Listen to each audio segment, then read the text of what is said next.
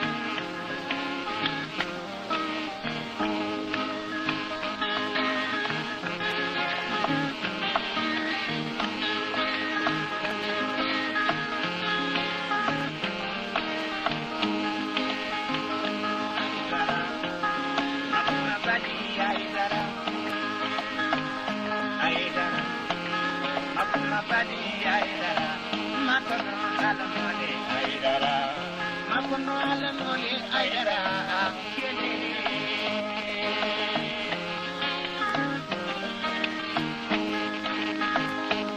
Salim tolo mani Salim tolo mani Salim tolo mani Salim tolo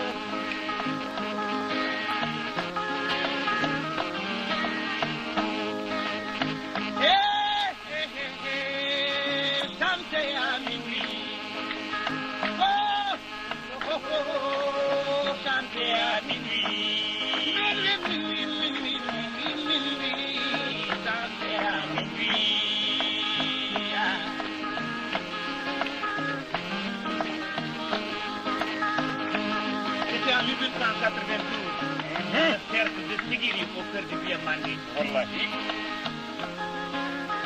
L'Allemagne semble retirée était repoussée vers le sud.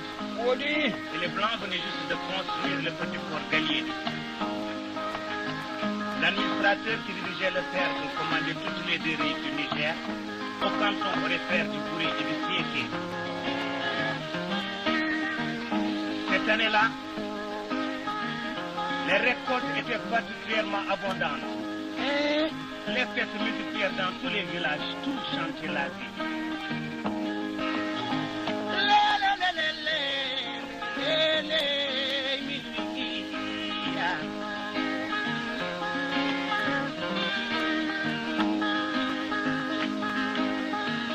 À Tigiri, paisible amour conscient du Tinkiso Niger, habité un beau jeune homme de la grande famille des Keïta du nom de Balaké. Sa renommée était grande, nul n'ignorait son nom. Les jeunes filles surtout l'adoraient. En Arena, habitait une jeune fille belle comme une nuit de clair de lune. Elle s'appelait Sona. Elle avait son chantara qui veut dire partir, partir. Ah!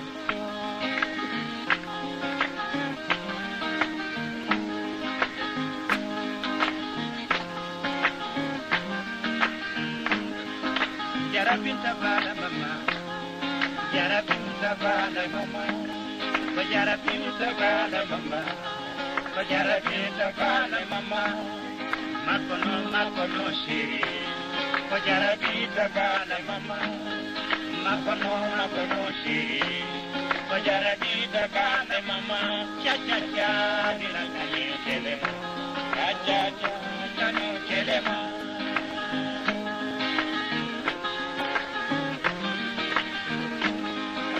Elle s'éprit de Balaké, ils s'aimèrent tendrement et finirent par se fiancer. Mais les charmes de la douce Sona touchèrent selon certains le cœur de l'être très noir du fou.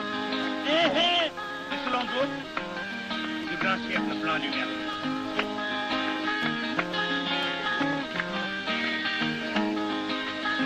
Alintal Nandi Mingi, Suke Andi Mingi.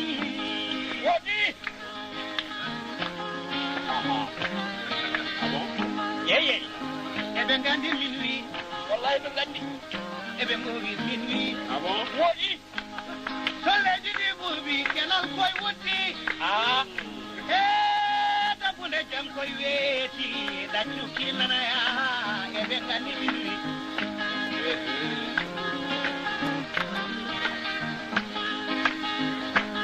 Salvalo. Sadawi ko bonga halaman. Yema yoma anda kongonda odon gandi minwi odon ko obi minwi wallahi ke jabi dum ke kaji be dum le ki koy video be sama bayonti yo yilo sama bayonti yo umo daro sukabe mun kan dari ma sukabe nor kwar kadi ngari